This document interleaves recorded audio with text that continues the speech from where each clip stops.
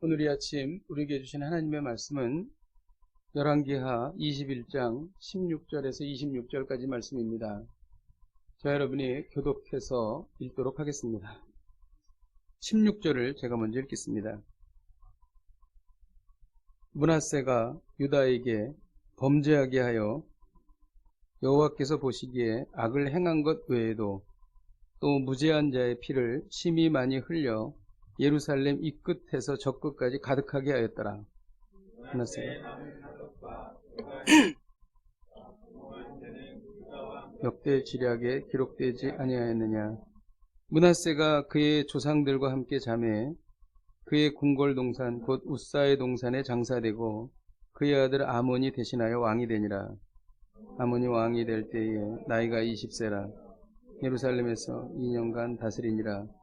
그 어머니 이름은 무술레벳이요 욤바 하루스의 딸이더라.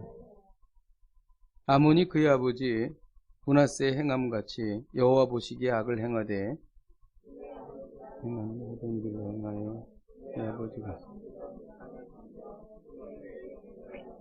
그의 조상들의 하나님 여호와를 버리고 그 길로 행하지 아니하더니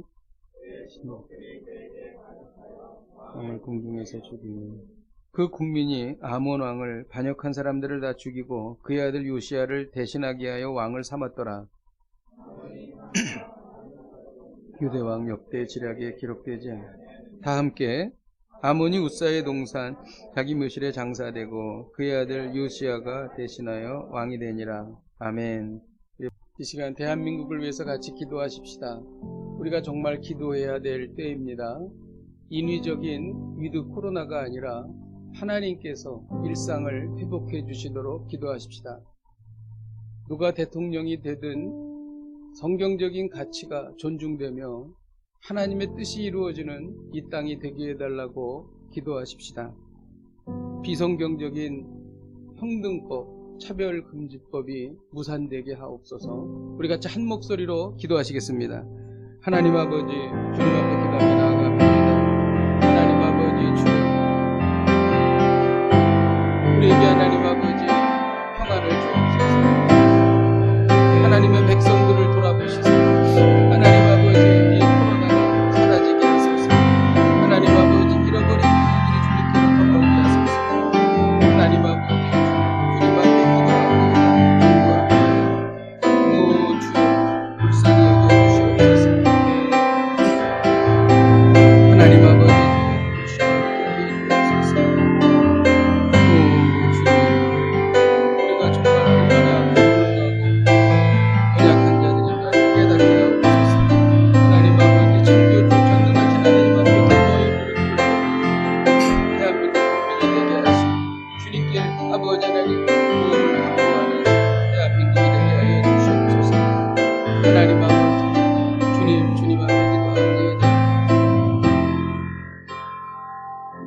하나님, 코로나의 창고를 통하여 우리 인간들이 얼마나 무력하고 연약한지를 절실히 깨닫습니다.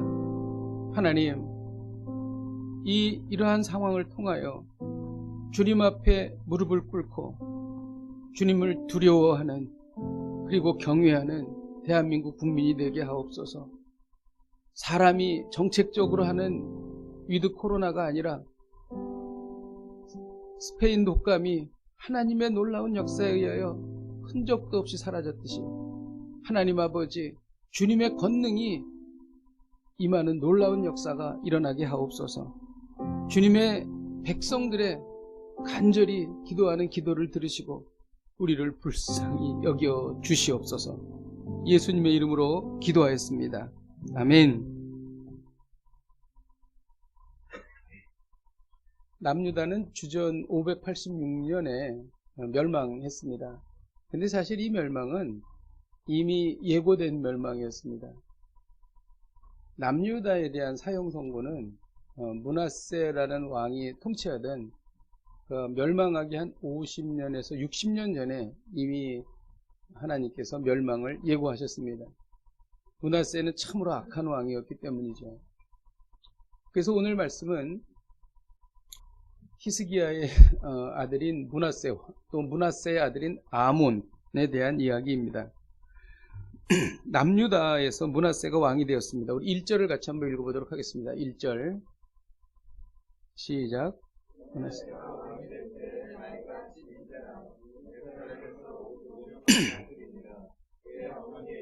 헵시바다라.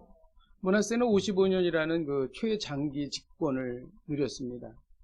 그런데 므낫세는 정말 우상숭배를 총망라한 우상숭배의 종합 세트였습니다.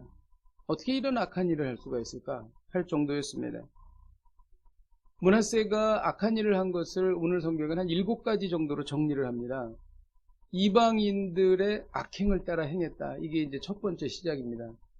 그리고 아버지 히스기야가 제거한 산당을 다시 세웠습니다. 그리고 아세라 목상, 그 다음에 바알 신상을 다시 세웠습니다. 하늘의 별을 숭배했습니다.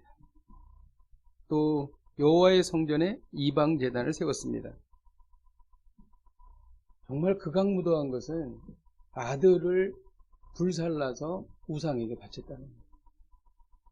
그리고 마술을 하고, 그리고 죽은 자의 영혼을 불러들이고, 할 수 있는 최악을 다 한 겁니다. 그래서 하나님께서 사형 선고를 내리신 것이죠. 므낫세는 다윗의 언약을 위반했습니다. 순종하면 다윗의 왕조가 영원히 이어지게 하리라. 근데 순종하지 않았어요. 위반한 것입니다. 그리고 모세의 시내산 언약을 위반했습니다. 너희가 순종하면 온 천하 민족 중에 하늘의 별처럼 빛나는 제사장 나라가 되게 하겠다. 그랬는데 순종하지 않아서 결국 그것도 위반한 것입니다. 12절에 보면 그러므로 이스라엘의 하나님 여호와가 말하노니 내가 이제 예루살렘과 유다에 재앙을 내리니 듣는 자마다 두 귀가 울리리라. 재앙을 내린다는 것은 멸망을 말하는 건데 두 귀가 울린다는 거예요. 그러니까 무서운 심판의 이야기가 사람들을 두렵게 한다라는 뜻이죠. 바벨론은 예루살렘을 함락하고 백성들을 바벨론의 포로로 끌고 갔습니다. 그런데 이 두 귀가 울린다는 것은 충격적인 이야기를 들었지만 파국은 아니었어요.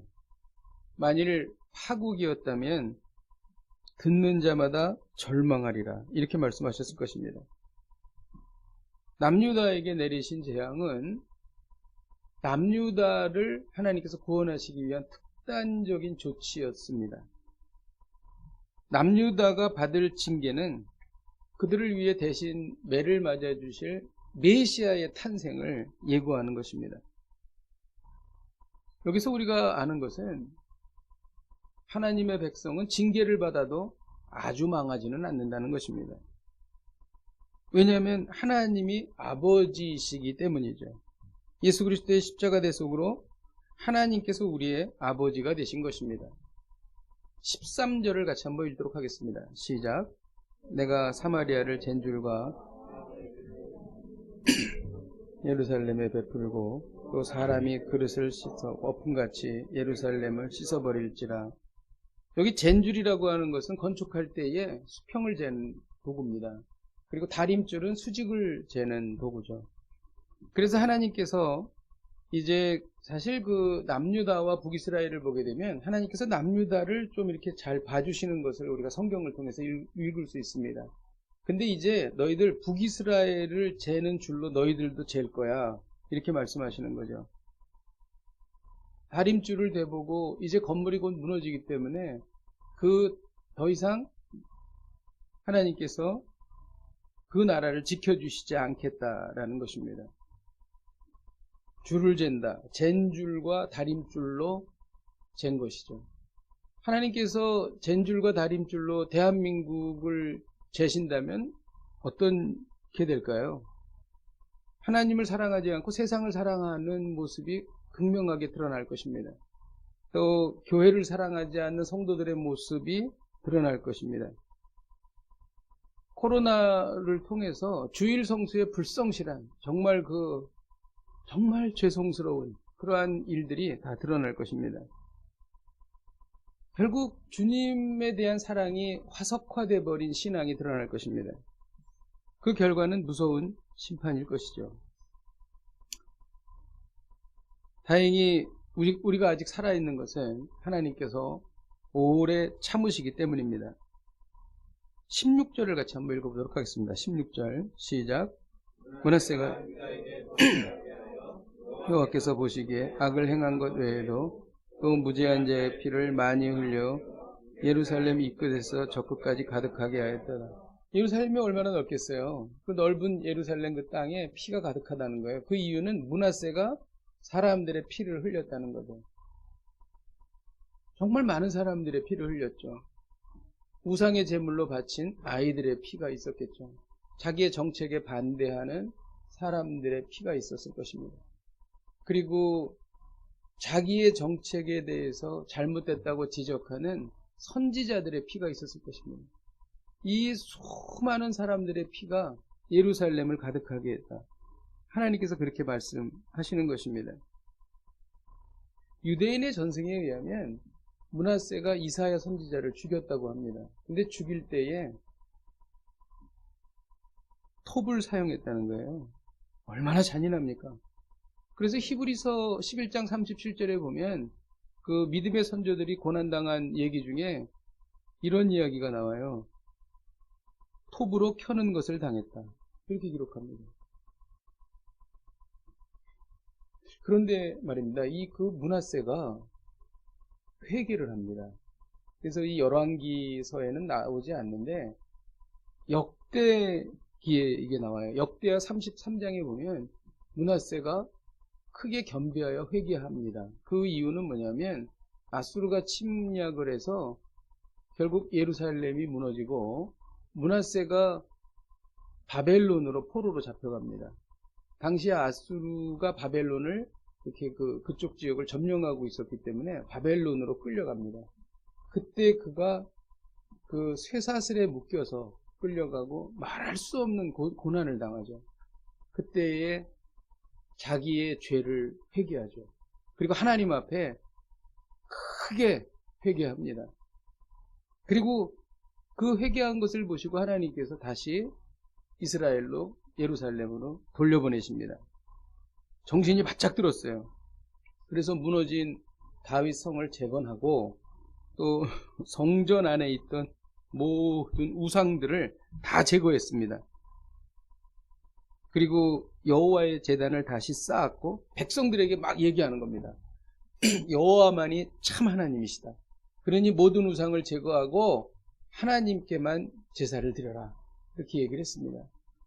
그렇지만 너무 오랫동안 우상 숭배에 빠졌던 이스라엘 백성들은 하나님도 섬기고 우상도 섬기고 그런 생활을 계속하게 되었다는 거죠.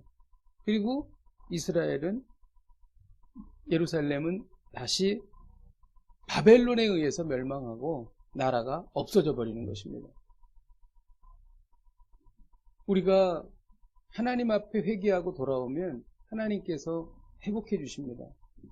그런데 너무 오랜 기간 동안 하나님을 떠나고 악행을 저지르고 정말 그 하나님 앞에서 참담한 일을 한 사람에게 대해서는 하나님께서 시간이 지나버리는 거예요. 더 이상 그것을 돌이킬 수 있는 시간이 지나버린 것입니다. 므낫세가 그런 상황이었어요. 코로나 바이러스로 인해서 예배가 많이 무너졌습니다. 정말 많은 성도들이 교회를 떠났어요.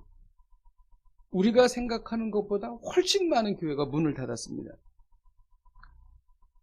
그리고 하나님을 모시던 마음에 온갖 더러운 것들이 성도들의 마음 가운데 가득 차게 되었습니다.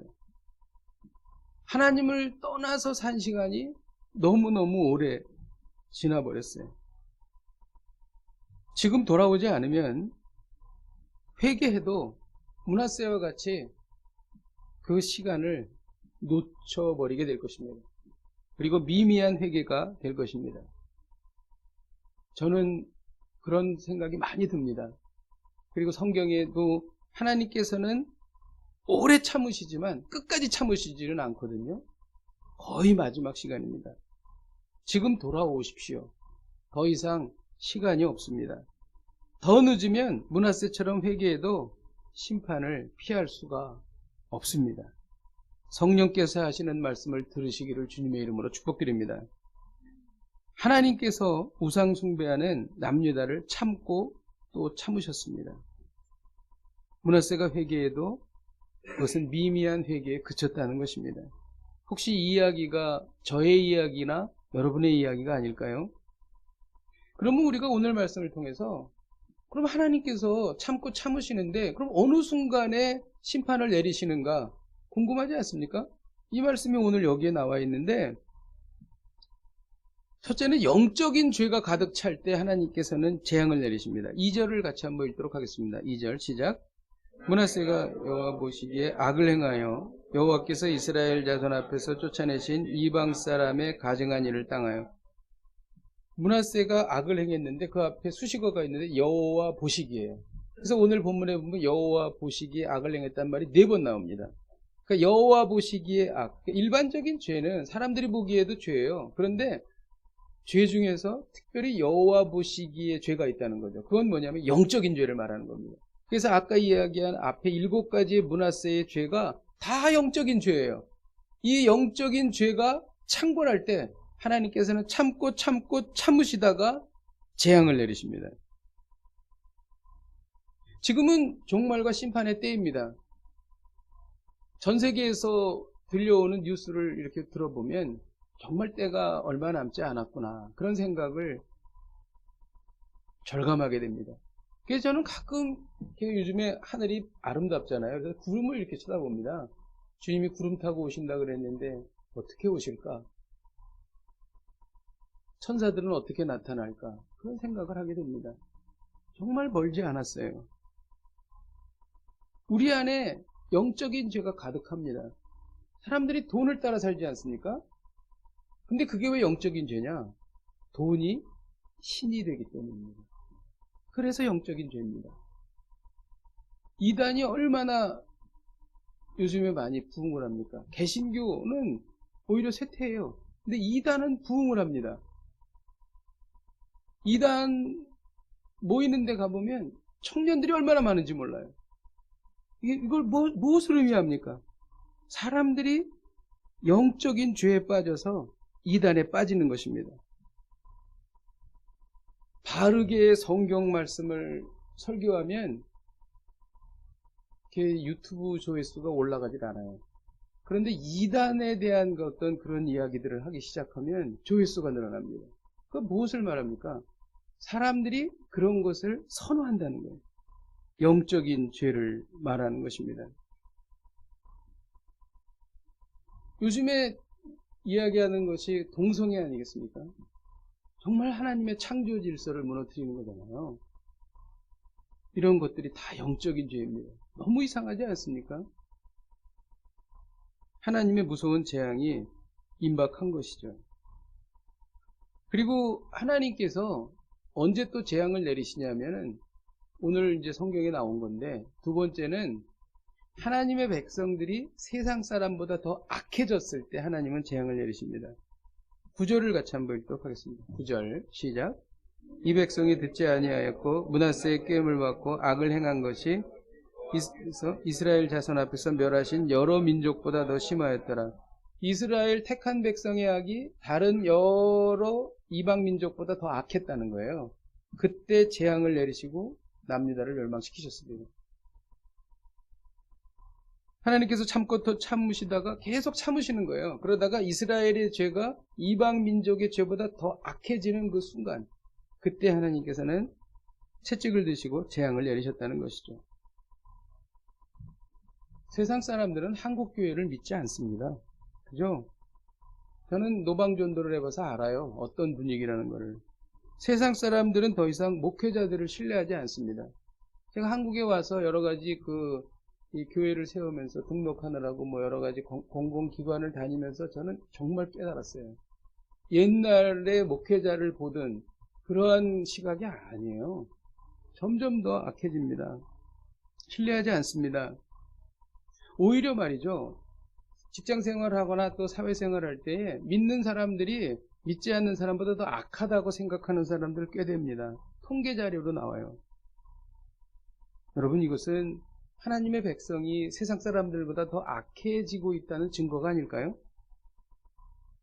회개하지 않으면 하나님의 무서운 재앙이 임하는 것입니다. 이제 오늘 말씀의 중심으로 들어가겠습니다. 히스기야와 므낫세는 부자지간이에요. 그런데 히스기야와 므낫세는 큰 차이가 있었다는 거죠. 히스기야는 남유다에서 가장 훌륭한 성문입니다. 하나님의 말씀을 따르고 하나님의 기쁨이 되기 위해서 애썼던 사람입니다. 근데 그 아들 므낫세는 가장 악한 왕이었습니다. 그리고 므낫세 때문에 남유다가 망하죠. 그 가장 큰 차이가 뭔가? 그것이 바로 하나님과의 관계였다는 거죠. 히스기야는 하나님과의 관계가 좋았어요. 그래서 어떠한 어려움이 있어도 하나님께서 도우시면 승리할 수 있다. 그래서 아수르를 물리친 것입니다. 그런데 므낫세는 하나님과의 관계가 없었습니다. 좋지 않았어요. 그냥 므낫세에게 여호와 하나님은 많은 이방신들 중에 하나다, 이렇게 생각을 했던 거죠. 결국 므낫세는 온갖 우상 숭배에 빠졌고 남유다는 돌이킬 수 없는 수렁에 빠졌다는 것이죠. 히스기야와 므낫세가 부자지간이니까 닮은 점이 많았겠죠. 얼굴 모습도 닮았을 것이고 어떤 부분에서는 성격도 닮았을 것입니다. 그런데 하나님과의 관계에 있어서는 완전히 달랐다는 거죠. 그리고 그 하나님과의 관계가 그 두 사람의 삶을 완전히 다르게 만들었습니다. 므낫세의 아들이 또 있었습니다. 그는 아몬이었어요. 아몬도 므낫세와 같이 하나님과의 관계가 좋지 않았습니다. 20절을 읽겠습니다. 20절 시작. 같이 여호와 보시기에 악을 행하되 므낫세의 아들 아몬도 여호와 보시기에 악을 행했습니다. 그리고 므낫세와 같이 하나님의 관계가 좋지 않았죠. 어떻게 됐어요? 22세 왕이 됐는데 2년쯤 지나서 24살 때 신하들에 의해서 죽었습니다. 살해당했습니다. 오늘의 메시지가 무엇일까요? 개인과 국가의 흥망성쇠는 하나님과의 관계에 달려 있다는 것입니다. 다윗은 하나님과의 관계가 좋았습니다. 그래서 다윗은 시간이 갈수록 번성했고 하나님께서 강하게 만드셨어요. 어떻게 하나님과의 관계가 좋아질 수 있을까요? 우리가 학교 다닐 때 수학 선생님을 좋아하던 아이들은 수학을 대체적으로 잘하죠. 영어 선생님을 좋아하는 아이들은 영어를 대체적으로 잘합니다.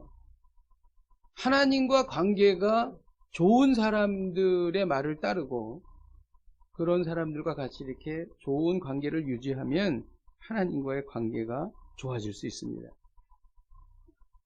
사실 우리가 태어나서 세상을 살아갈 때 가장 많이 영향을 받는 게 부모님이죠. 신실하고 신앙적인 부모님의 영향을 받고 그런 부모님과 좋은 관계를 가지면 하나님과의 관계도 좋아집니다. 그런데 므낫세는 아버지인 히스기야의 말을 듣지 않았습니다. 므낫세는 아버지가 지워버린 우상숭배의 흔적들을 다시 다 꺼내놓고 그 악했던 할아버지가 숭배했던 우상들을 다 섬겼어요. 그러니까 므낫세는 아버지 히스기야의 신앙을 전혀 본받지 않았다는 것이죠. 그리고 므낫세는 선지자의 말도 듣지 않았습니다. 심지어 하나님의 말씀을 전하는 이사야를 죽였던 것이죠. 하나님의 신실한 종을 죽이는 므낫세, 그는 하나님의 관계가 끊어졌던 것입니다. 그러나 히스기야는 하나님과의 관계가 좋았습니다. 그래서 아수르가 쳐들어왔을 때 성전에 기둥에 있던 금을 벗겨서 아수르 왕에게 주는 실수를 저지르긴 했지만 하나님과의 좋은 관계를 유지했기 때문에 하나님께서 히스기야의 기도를 들으셨고 하루아침에 예루살렘을 둘러싸고 있던 18만 5천 명이 송장이 되어버렸어요. 그 이유가 뭘까요? 하나님과의 관계 때문이었다는 것입니다.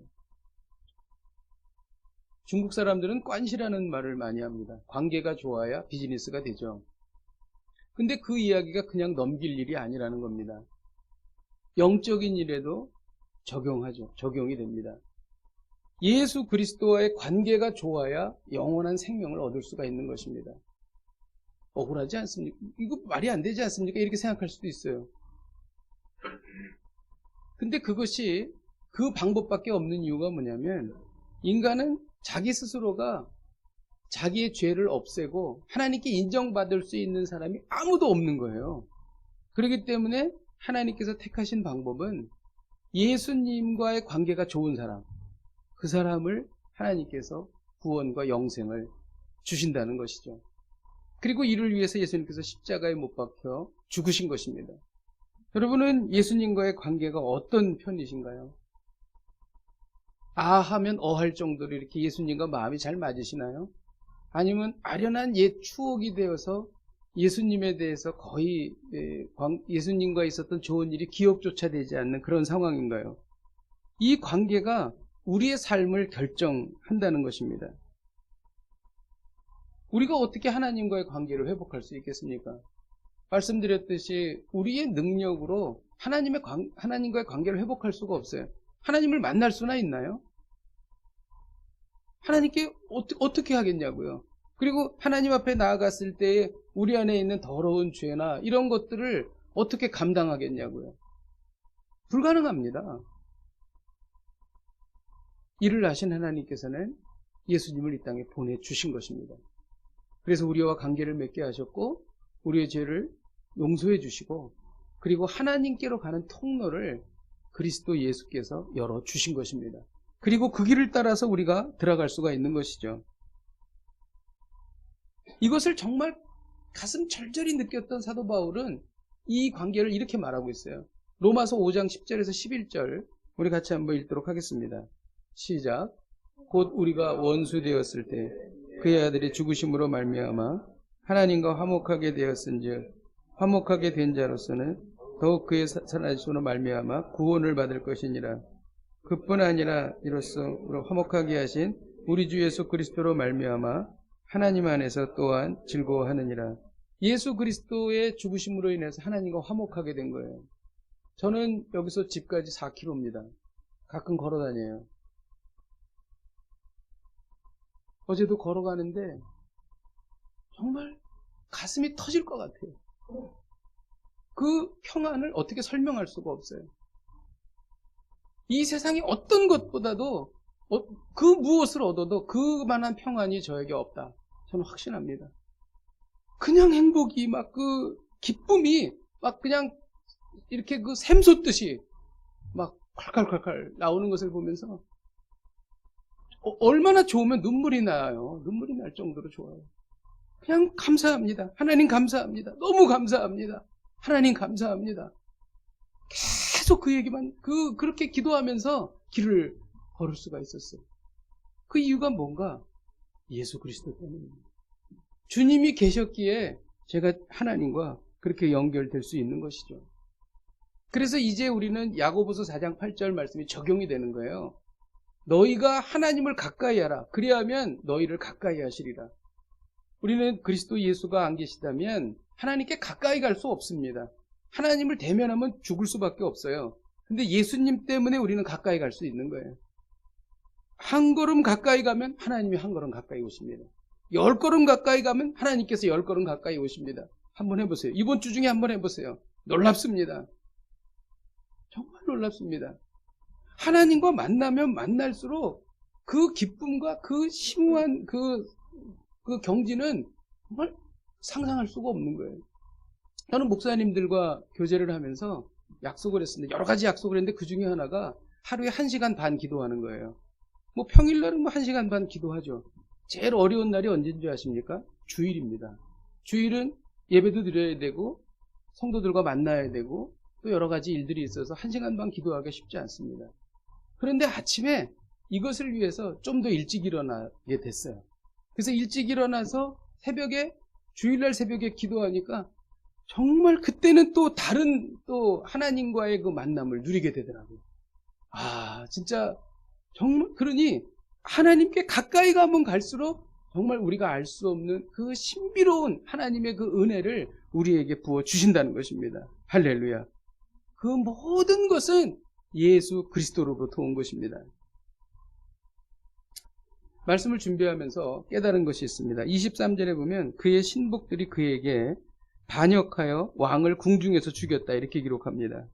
이것은 아몬의 최후예요. 아까 말씀드렸듯이 24살에 신하들에게 살해당한 것입니다. 24살의 건강한 젊은이에요. 그의 신복들이 그를 궁중에서 죽였어요. 궁중은 뭐예요? 자기가 가장 안전하다고 생각하는 곳이 궁중이에요. 전쟁터가 아니에요. 그런데 거기서 죽은 겁니다. 우린 중요한 사실을 깨닫죠. 사람은 아무도 믿을 수 없다는 거예요. 여러분들 사람 믿지 마세요. 사람은 사랑해야 될 존재지 믿을 존재는 아닙니다. 신뢰할 존재는 아니에요. 우리가 기도해야 될 존재인 것이죠. 우리 서로가 다 그렇습니다. 그만큼 우리는 불완전합니다. 만물보다 거짓되고 심히 부패한 것이기 때문이죠. 그래서 신하들을 신뢰했지만 결국 죽임당한 것입니다. 그래서 이러한 내가 이 사람을 믿고 내가 내 인생을 맡기리라, 이건 위태로운 도박입니다. 우리의 안전은 오직 하나님 안에서만 보장이 됩니다. 저는 이 말씀 너무 좋아해요. 시편 118편 6절입니다. 여호와는 내 편이시라. 내가 두려워하지 아니하리니 사람이 내게 어찌하랴. 이야, 너무 놀랍지 않습니까? 직장을 다니면 두려운 사람이 있잖아요. 마음 부담스러운 사람들. 하나님이 내 편이신데 당신이 나에게 어떻게 하겠는가? 사람이 내게 어찌하랴. 얼마나 당당한 외침이에요. 시편 3편 6절에도 이런 말씀이 있어요. 천만인이 나를 애워싸 진친다 하더라도 나는 두려워하지 아니하리라. 이 기계가 어디서부터 나올 건가요? 예수 그리스도의 믿음으로부터 나오는 것입니다. 다윗은요, 군인이었어요. 그는 평생 전쟁터에서 살았습니다. 늘 사람들이 죽어가는 것을 보고 살았어요. 그런데 그는 안전할 수 있었습니다. 그 이유가 뭘까요? 하나님과 화목하여 하나님의 보호를 받을 수 있었기 때문입니다. 그런데 다윗이 어느 날 큰 어려움을 당합니다. 자기 아들 압살롬이 반역을 해가지고 성에서 쫓겨나갑니다. 정말 목숨이 생사가 정말 위태위태한 상황이 돼버렸어요. 왜 그랬을까요? 그때 사건이 있었습니다. 밧세바를 범한 거예요. 자기의 부하의 아내를 범한 것입니다. 그리고 그 부하까지 전쟁에 나가서 죽이게 했어요. 다윗과 하나님의 관계가 어떻게 됐을까요? 멀어졌죠. 그래서 이런 일이 일어난 겁니다. 다윗은 알았죠. 그 고백 속에서 아까 같은 여호와는 내 편이시라 내가 두려워하지 사람이 내게 어찌할까, 이런 고백이 하나님 안에서만 내가 안전을 보장받을 수 있다는 것을 그가 깨달았다는 것입니다. 하나님과 화목하지 못하면요, 철통 같은 경호를 받아도 안전하지 못합니다. 아무리 재산을 많이 쌓아놓더라도 그날 밤 죽을 수도 있어요. 하나님과 화목하면 어떠한 위험한 상황에도 우리는 안전을 보장받습니다. 북한이 핵무기를 많이 만들어도 상관없어요. 하나님이 우리를 보호하시면 그건 무용지물이 되는 거예요. 하나님이 우리 편이신데 뭐가 두렵냐, 그런 얘기입니다. 하나님과 화목할 때만 안전합니다. 이 말이 그의 신복들이 그에게 반역하여 왕을 궁중에서 죽였다라는 말씀의 깊은 뜻인 것입니다. 오늘 하나님은 우리에게 말씀하십니다. 개인과 국가의 흥망성쇠는 하나님과의 관계에 달렸다. 개인과 국가의 흥망성쇠는 하나님과의 관계에 달렸다. 이를 위해 예수 그리스도와 동행하십시오. 이 놀라운 복이 우리 모두에게 임하기를 주님의 이름으로 축복드립니다. 우리 함께 찬양하고 기도하겠습니다. 저 장미꽃 위에 있을 찬송가 442장 우리 같이 찬양하시겠습니다.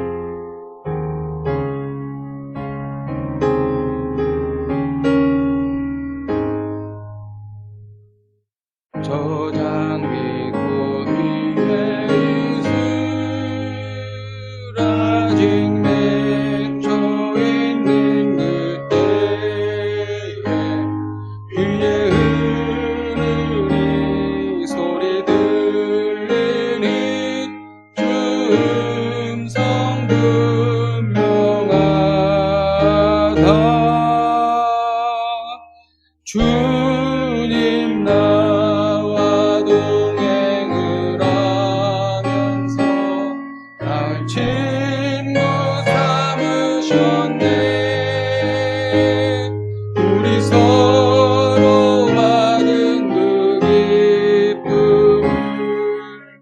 알 사람이 없도다. 2절 그 청한 주의 음성은 새도 잠잠케 한다. 내게 들리던 주의 음성이 들기에 쟁쟁하다. 주님 나와 동행을 하면서 나를 친구 삼으셨네. 우리 서로 받은 그 기쁨을 알 사람이 없도다. 이 시간 우리가 통성으로 같이 기도하십시다. 인간의 흥망성쇠는 하나님과의 관계에 있습니다. 하나님과의 관계가 깊어지기를 원합니다. 신앙적인 부모님의 말씀을 듣겠습니다. 신앙적인 부모가 되겠습니다. 성경적으로 가르치는 하나님의 종의 말씀을 듣겠습니다. 하나님과 더 깊은 관계를 이루게 하여 주옵소서. 시간이 지날수록 더 깊어지게 하여 주옵소서. 더 하나님을 알기를 원합니다. 우리 함께 통성으로 기도하시겠습니다. 하나님 아버지, 인생의 흥망성쇠는 하나님과의 관계가 있음을 믿습니다. 하나님 아버지, 하나님과의 이 관계가 깊어지기를 원합니다. 하나님 아버지, 신앙적인 부모님의 말씀을 듣겠습니다. 또한 우리가 신앙적인 부모가 되겠습니다. 성경적으로 가르친 하나님의 종의 말씀을 듣겠습니다. 하나님과 더 깊은 관계를 이루게 하여 주시옵소서. 하나님과 더 깊어지기를 원합니다. 어제보다 오늘, 오늘보다 내일 하나님 아버지 더 깊어지기를 원합니다. 하나님 아버지, 주님의 마음을 알게 하여 주옵소서. 주님의 뜻을 깨닫게 하여 주옵소서. 하나님 아버지, 주님 앞에 기도합니다. 우리가 이어서 기도할 때에 우리가 하나님 안에 있을 때 안전함을 믿습니다. 우리의 안전을 위해 돈을 모으거나 세상적인 방법으로 우리의 안전을 도모하지 않겠습니다. 늘 하나님과 동행하며 하나님의 임재를 누리기를 원합니다. 하나님과 동행함으로 위험한 인생살이에서도 안전을 누리게 하여 주옵소서. 종말과 심판의 때에서도 안전을 누리게 하여 주시옵소서. 우리 함께 통성으로 기도하시겠습니다. 하나님 아버지, 정말 위험한 때입니다. 코로나 바이러스, 또 여러가지 하나님 아버지 사고, 하나님 아버지 또 여러가지 전쟁이나 또 하나님 아버지 경기의 변동, 하나님 아버지 이러한 모든 상황들이 우리를 불안하게 합니다. 하나님 아버지, 돈이 우리를 안전케 해주지 않으며 세상적으로 우리가 아는 인맥이 우리를 안전케 하지 않습니다. 하나님과 동행할 때에, 하나님의 임재를 누릴 때에 하나님 아버지 이 위험한 인생살이도 안전을 누리게 될 줄로 믿습니다. 하나님 아버지, 주님 앞에 기도합니다. 하나님 아버지, 주여 우리가 하나님 안에서 안전하게 하여 주시옵소서. 우리의 자녀들을 안전하게 지켜주시옵소서. 하나님 아버지, 우리 대한민국을 안전하게 지켜주시옵소서. 하나님 아버지, 주님 앞에 기도하오니 성령님 역사하여 주시고 인도하여 주셔서 하나님의 은혜 가운데 충만하게 하여 주시옵소서. 하나님 아버지, 주여 관계가 회복되기를 원합니다. 하나님 아버지, 오늘 참으로 중요한 성경적인 진리를 배웠습니다.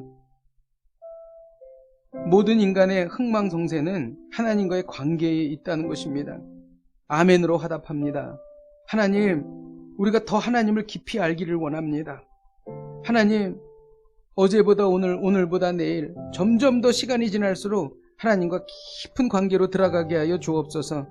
하나님의 마음을 느끼게 하여 주옵소서. 그리고 하나님의 임재를 경험하게 하여 주시옵소서.